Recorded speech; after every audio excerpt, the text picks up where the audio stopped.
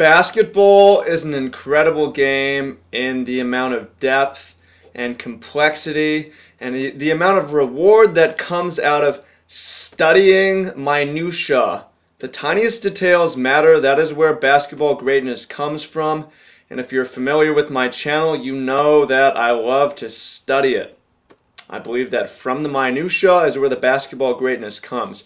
So, in today's video, I am going to be talking about the mechanics of fingers, the finger mechanics of shooting and passing from the seams of the basketball. Okay, now as a shooter, you probably already know you shoot better from the seams. As shooters, we shoot better from the seams. We shoot better from the seams because that's the way we learn it. When we go to a free throw line, we line up the seams and we shoot, and we see this perfect rotation as our index or pointer finger or middle finger passes through the ball, and since we're lining up in the seams and we're releasing from the midpoint of the ball, we get this perfect rotation that is familiar to us, that tells us that we're only shooting with one hand. That, of all things, is the only thing that's really true of all shots. I'm not going to pretend that every shot is the same and that the mechanics of every shot should be the same, but the mechanics of every jump shot should be that it should be a one-handed shot. It's just fewer gears to control. It's one thing. You're not counter-adjusting and counter-adjusting. You only have your one hand, and once you master the fingertip release, it becomes a much more consistent shot, which requires much less upkeep. The amount of upkeep you invest in your shot is important because ideally you don't have to do that much, right? You want to invest your time on working on other things if possible. So you want a consistent shot that has few frills and few gears, and that's shooting from the seams, okay? Now that we're agreed that we shoot better from the seams and we understand why, for the shooters out there, you need to talk to your passers and let them know that they need to get you the ball on the seams, because you don't have time to line up the balls on the seams in a game. The ball is going to come to you, you're going to catch it on the seams, you're going to go up and you're going to shoot it on the seams. Perfect rotation, swish. And you can only do that if they hit you on the seams. So let them know, show them this video, have a conversation with them, whatever. If you're a passer and a dribbler, you got to let your shooter know, hey, I'm going to find you the ball on the seams. So you got to be looking to catch the ball on the seams so that you can shoot the ball on the seams, perfect rotation, splat. Now if you're a passer, you're also going to be a dribbler, and you need to know how to pick up the ball on the seams and how to dribble on the seams with perfect seams control. We've got a video for you on that on the Functional Ball Handling Mastery playlist under Seams Control. Check that out. That's all about seams control while the ball is on the ground. But today's video, we're talking about the finger mechanics of a jump shot and of a snap pass. Now, I'm of the school of thought that the jump shot and your snap pass should have the exact same finger mechanics.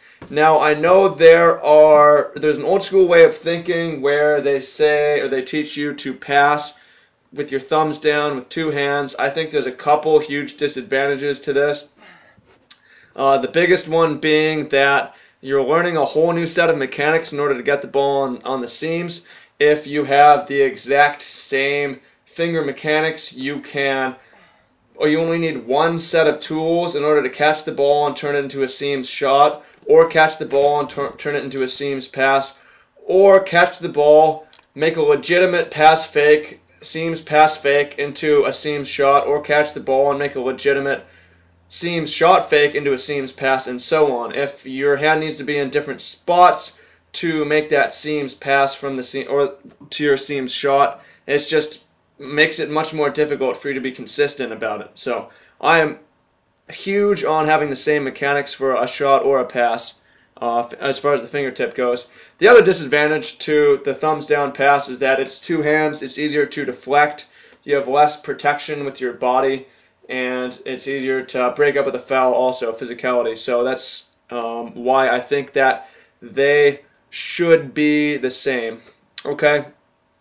First, let's talk about catching the ball. As we see here, our player, who is me, and the exercise here is 8 right-handed snap pass / jump shot, 8 left-handed, 8 alternating hands, 8 right hand no support, 8 left hand no support, 8 alternating hands, and then 8 with finger pivot, which we'll talk about in a bit. But it's important to practice both left hand and right hand, because even if you don't shoot left-handed shots or jump shots in game, you need to be able to make left-handed passes, and you'd like to be able to make them on the seams.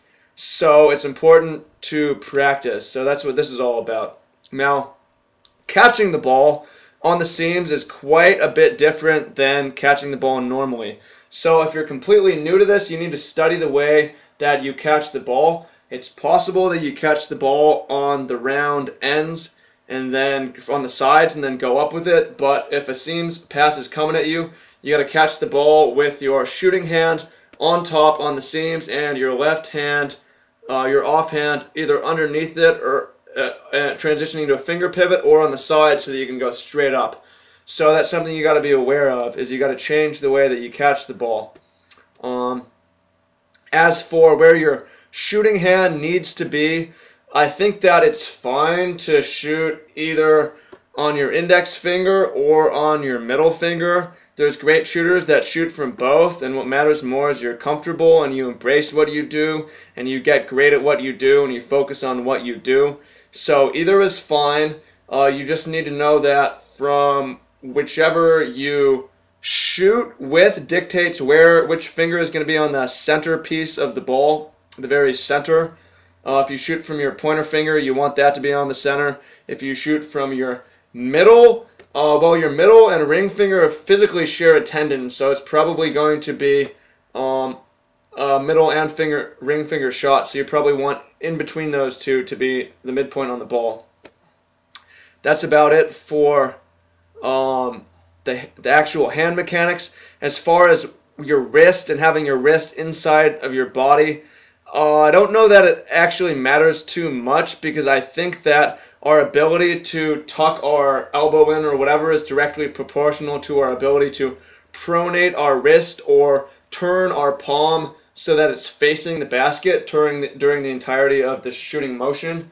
It seems to me that you want your palm to be facing the basket, and if you don't have the flexibility of doing your elbow in, your elbow is going to go out, and that's fine, because it's more important that your hand's facing the basket, because if your hand's not facing the basket, how are you supposed to shoot it?